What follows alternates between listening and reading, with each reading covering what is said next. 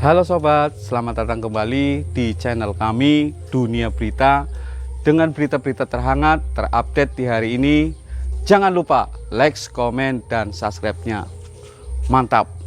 Febri Diansyah belak-belakan soal keputusannya membela Putri Chandrawati.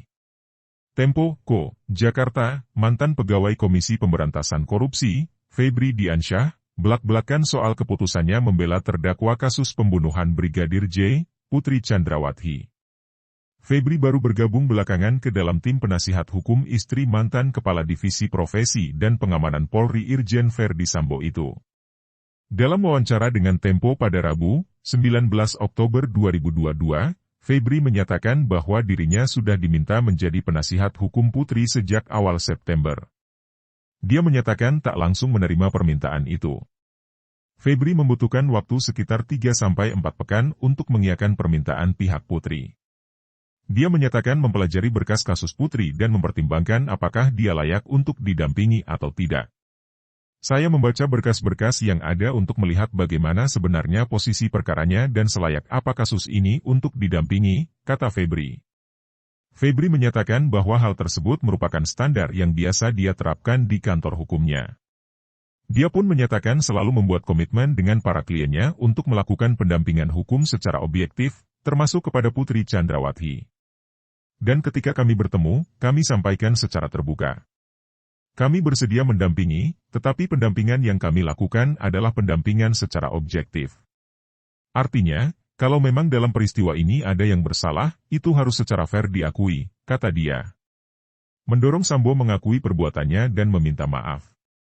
Febri menyatakan salah satu yang berhasil dia dorong adalah pengakuan Sambo soal beberapa perannya dalam pembuatan skenario palsu kematian Brigadir J alias Nofriansyah Yosua Huta Barat. Meskipun demikian, Febri tak menjelaskan apa saja yang diakui Verdi Sambo. Selain itu, Febri menyatakan dirinya ikut mendorong agar Sambo mengucapkan permintaan maaf kepada keluarga Yosua. Sambo menyampaikan hal tersebut ketika penyerahan tahap kedua dari kepolisian ke Kejaksaan Agung pada 5 Oktober 2022. Karena mereka, keluarga Yosua, adalah orang yang kehilangan anaknya, kehilangan keluarganya. Mereka tidak salah, wajar jika ada permintaan maaf dan itu sudah disampaikan, kata Febri. Selanjutnya, soal dakwaan jaksa terhadap Putri.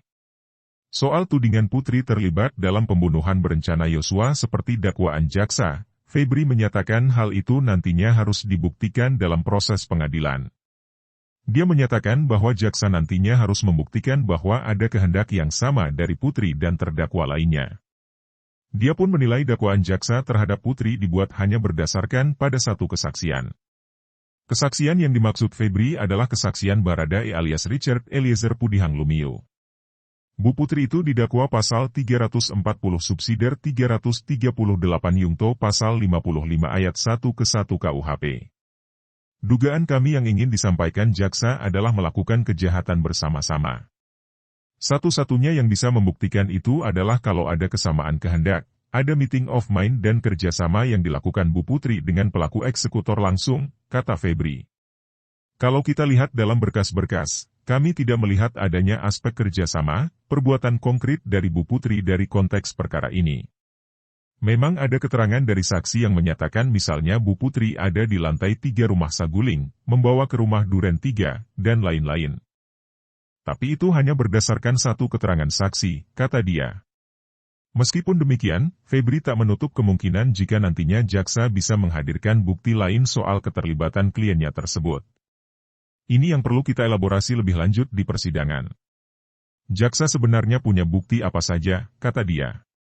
Selain itu, Febri kembali menegaskan soal adanya fakta yang hilang dalam dakwaan jaksa seperti yang sudah disampaikan tim penasihat Putri Chandrawati dalam eksepsinya Senin lalu. Dia menyatakan fakta tersebut terkait dengan kejadian di rumah Verdi Sambo di Magelang. Misalnya kejadian tanggal 4 dan 7 Juli, kata dia. Meyakini Putri Chandrawati sebagai korban kekerasan seksual. Febri meyakini bahwa peristiwa kekerasan seksual terhadap Putri Chandrawati di Magelang benar adanya. Menurut dia, ada beberapa bukti yang menguatkan cerita versi Putri tersebut seperti misalnya kesaksian Kuat Maruf dan Susi dan hasil pemeriksaan psikolog. Dia pun menyatakan telah melakukan verifikasi terhadap kesaksian Putri, Kuat dan Susi tersebut. Karena itu, dia meyakini bahwa kejadian di Magelang tersebut benar adanya. Ada prinsip dasar yang kami pegang dalam kasus ini, yaitu profesional skeptisme. Kami skeptis terhadap satu informasi. Kami harus verifikasi ketika mendapatkan informasi yang tunggal, kami verifikasi dengan bukti yang lain. Sampai kami tahu, mana yang benar dan tidak benar, kata dia. Keputusan Febri Diansyah untuk mendampingi Putri Chandrawati itu sempat disayangkan oleh rekan-rekannya sesama mantan pegawai KPK Yudi Purnomo Harahap misalnya, sempat menyarankan agar Febri Diansyah dan Rasamal Aritonang, mantan pegawai KPK lainnya yang juga menjadi anggota tim penasihan Putri Chandrawati dan Ferdi Sambo, untuk mundur.